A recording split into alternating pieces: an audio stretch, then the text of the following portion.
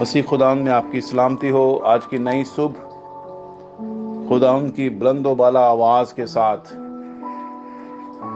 اور اس کے پاک وعدوں کے ساتھ خداوند نے آج مجھے اور آپ کو پھر ایک موقع بخشا ہے کہ ہم زندوں کی زمین پر خداوند کی پرستش اور اس کی حمد و ثنا کے لیے رکھے گئے۔ آج زبور 29 کی طرف بڑھیں گے اور کلام میں لکھا ہے طوفان میں خداوند کی آواز۔ اے فرشتگان خداوند ہی کی تمجید و تعظیم کرو۔ خداوند کی ایسی تمجید کرو جو اس کے نام کے شایان شان ہے۔ خداوند کی ایسی تعظیم کرو جو اس کے نام کے شایان شان ہے۔ کیسی تعظیم خداوند ہم سے چاہ رہا ہے؟ جو اس کے نام کے شایان شان ہے۔ دراصل ہمارے پاس تمجید کرنے کے لیے وہ الفاظ نہیں ہوتے ہیں، خداوند کی حمد و ثنا کرنے کے لیے وہ تعریف کے جملے ہمارے پاس نہیں ہوتے ہیں کہ ہم خداوند کی اس کے نام کے شایان شان تعظیم کر سکیں۔ تو اس کا مطلب ہے پھر ہم کیسے کریں خداوند کی تعظیم؟ نئے عہد نامے میں لکھا ہوا ہے کہ جس طرح ہمیں دعا کرنا چاہیے، ہمیں دعا کرنا نہیں آتی، لیکن خدا کا روح خود آہیں بر بر کر ہمیں دعا کرنا سکھاتا ہے۔ تو خدا کے شایان شان، اس کے نام کے شایان شان، اس کی تمجید کرنے کے لیے ہمیں خدا کے روح ہی کی مدد لینی پڑے گی، تاکہ ہم خدا کے نام کے شایان شان، جیسا اس کا نام ہے، جیسا اس کا قد کاٹ ہے، جیسا اس کا کام ہے، جیسی اس کی قدرت ہے، جیسے اس کے بڑے بڑے عجیب کام ہیں، اس کے نام کے صحیح شایان شان تعظیم کرنے کے لیے ہمیں خدا کے روح سے مدد لینے کی ضرورت ہے، تاکہ ہم خدا کی نام کے شایان شان اس کی تعظیم کر سکیں۔ پھر پاک آرائش کے ساتھ خدا ان کی تعظیم کریں۔ یہ پاک آرائش سے مراد ہمارے روح کے وہ پھل ہیں۔ پاک آرائش ہر طریقے سے ست سنور کر، اس سے مراد جسمانی میک اپ نہیں ہے، اس سے مراد جسمانی آرائش نہیں ہے، اس سے مراد ہمارا جسمانی طور پر سج سنور کر خدا ان کے حضوری میں جانا، یہ مراد نہیں ہے۔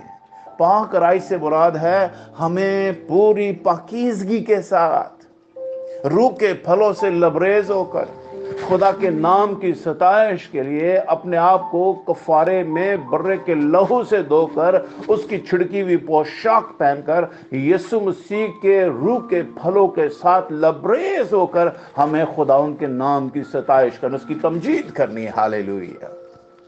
انسان اپنی ذات سے اگر خداوند کی پرستش کرنا چاہے یا پاک آرائش یعنی پاکیزگی کو حاصل کرنا چاہے تو یہ ہو نہیں سکتا ہے۔ کل سنڈے کے دن کلام سناتے ہوئے میں نے کہا تھا کہ خدا نے ڈکلیئر کر دیا ہے۔ کیا ڈکلیئر کر دیا ہے؟ کہ اس نے اپنی راست بازی ہمیں دے دی ہے۔ صرف وہ ہمیں کہتا ہے ریسیو اٹ، لے لو اس آرائش کو۔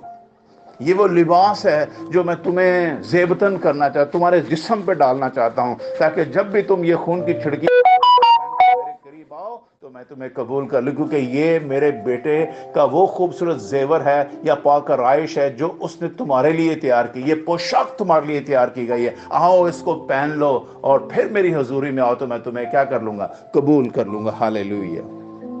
خداوند کی آواز بادلوں پر ہے، خداوند ذوالجلال گرجتا ہے، خداوند دلدار بادلوں پر ہے، خداوند کی آواز میں قدرت ہے، خداوند کی آواز میں قدرت ہے، خداوند کی آواز میں جلال ہے، اس کی آواز میں قدرت ہے۔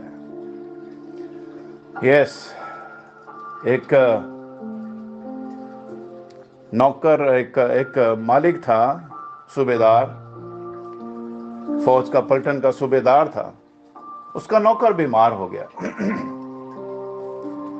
وہ اس سے بڑا پیار کرتا ہوگا، اسی لیے وہ چل کر خداوند یسوع مسیح کے پاس گیا کہ میرا نوکر جو ہے وہ بیمار ہے، تو کائنڈلی اگر تو پرے کرے تو وہ ٹھیک ہو جائے گا۔ اس نے کہا چل تو میں آتا ہوں، میں تیرے پاس آؤں گا اور پھر آ کر دعا کروں گا۔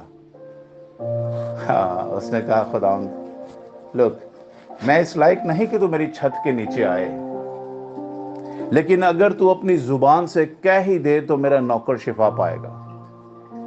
یہ ہے خداوند کی آواز میں قدرت، اس کے کلام میں قدرت، اس کی آواز میں جلال۔ کلام کہتا ہے، یسوع مسیح نے کہا جا تیرے ایمان ہے، جو تو نے چاہا ہے وہ تیرے لیے ویسے ہی ہو۔ کلام کہتا ہے صوبیدار ابھی یسوع کے پاس ہی تھا، لیکن جو یسوع نے کہا اس کے نوکر کے لیے ویسے ہی ہو گیا اور نوکر شفا پا گیا۔ آگے لکھا ہے خداوند کی آواز دیودار کو توڑ ڈالتی ہے، بلکہ خداوند لبنان کے دیوداروں کو ٹکڑے ٹکڑے کر دیتا ہے۔ وہ ان کو بچھڑے کی مانند اور لبنان اور سیون کو جنگلی بچھڑے کی مانند کوداتا ہے۔ آپ کو پتا ہے کہ خداوند نے بنی اسرائیل قوم کو 40 سال تک بیابانوں میں اپنے ہاتھوں میں اٹھائے پھرا ہے۔ ان کے کھانے کا، پینے کا، رہائش کا، آنے جانے کا سارا انتظام، ایون کپڑے، نہ جوتیاں، نہ ان کی خوراک میں کمی آئی، نہ ان کی صحت میں کوئی پرابلم آئی۔ 40 سال تک نہ تو کوئی بیمار ہوا، نہ ان کی جوتیاں خراب ہوئی، نہ ان کے کپڑے خراب ہوئے، نہ ان کے گھروں میں آٹے اور اس کی کمی ہوئی۔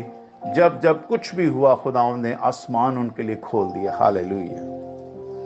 آئیے 8ویں آیت کی طرف بڑھتے ہیں۔ خداوند کی آواز بیابان کو ہلا دیتی ہے، خداوند قادس کے بیابان کو ہلا ڈالتا ہے۔ قادس کے بیابان میں سے بنی اسرائیل قوم گزری تھی اور خدا نے اس میں اپنی قدرت کو ظاہر کر کے انہیں وہاں پر سنبھالے رکھا۔ پھر خداوند کی آواز سے ہرنیوں کے حمل گر جاتے ہیں اور وہ جنگلوں کو بے برگ کر دیتی ہے۔ پھر آگے لکھا ہے خداوند کی اس کی ہیکل میں ہر ایک جلال ہی جلال پکارتا ہے۔ اس کی ہیکل میں ہر ایک کیا کرتا ہے؟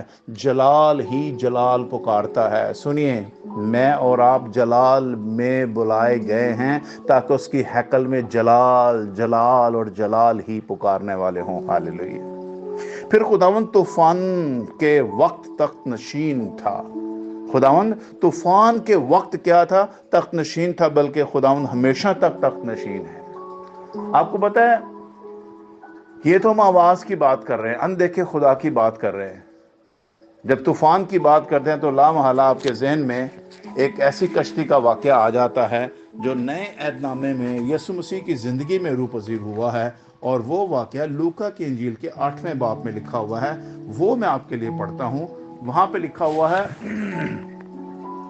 مگر جب کشتی چلی جاتی تھی تو وہ سو گیا، یعنی یسوع سو گیا، اور جھیل پر بڑی آندھی آئی اور کشتی پانی سے بھری جاتی تھی اور وہ خطرہ میں تھے۔ انہوں نے پاس آ کر اسے یعنی یسوع کو جگایا اور کہا، صاحب صاحب، ہم ہلاک ہوئے جاتے ہیں۔ یسوع نے، یہاں پہ لکھا اس نے یعنی یسوع نے اٹھ کر ہوا اور پانی کے زور کے شور کو جھڑکا اور دونوں تھم گئے اور امن ہو گیا۔ اب یسوع پانی اور ہوا کو جھڑک رہا ہے۔ یہ وہی آواز ہے جو آپ کو زبور 29 میں آپ کو پڑھ کے سنا رہا ہوں، اور یہ وہی آواز اب جسم میں سے ہو کر، یعنی یسوع مسیح جو جسم میں اترا ہوا ہے، اب وہی کلام جسم میں سے ہو کر یسوع کی صورت میں یہاں زمین پر کام کرتا ہوا نظر آتا ہے۔ اور کلام میں لکھا ہے، اس نے اٹھ کر پانی کے زور اور شور کو جھڑکا، اور لکھا ہے وہ دونوں تھم گئے اور امن ہو گیا۔ اس نے ان سے کہا، تمہارا ایمان کہاں ہے؟ تمہارا ایمان کہاں ہے؟ خدا قادر مطلق جو قادس میں تمہارے ساتھ تھا، خدا قادر مطلق جو پانی کی چٹان سے پانی دینے کے وقت تمہارے ساتھ آواز میں بولتا تھا، آج وہ جسم میں تمہارے درمیان اترا ہوا ہے، لیکن تمہارا ایمان ابھی تک ڈاواڈول ہے، تم ابھی تک سمجھے ہی نہیں کہ میں تمہارے ساتھ کون ہوں۔ کلام میں لکھا ہے، آگے لکھا ہے، وہ ڈر گئے اور تعجب کر کے آپس میں کہنے لگے، یہ کون ہے؟ یہ کون ہے؟ یہ تو ہوا اور پانی کو حکم دیتا ہے اور اس کی مانتے ہیں۔ او ہاللیلویہ! یہ کون ہے؟ یہ کون ہے؟ یہ پانی اور ہوا کو بھی حکم دیتا ہے اور پانی اور ہوا بھی اس کا حکم مانتے ہیں۔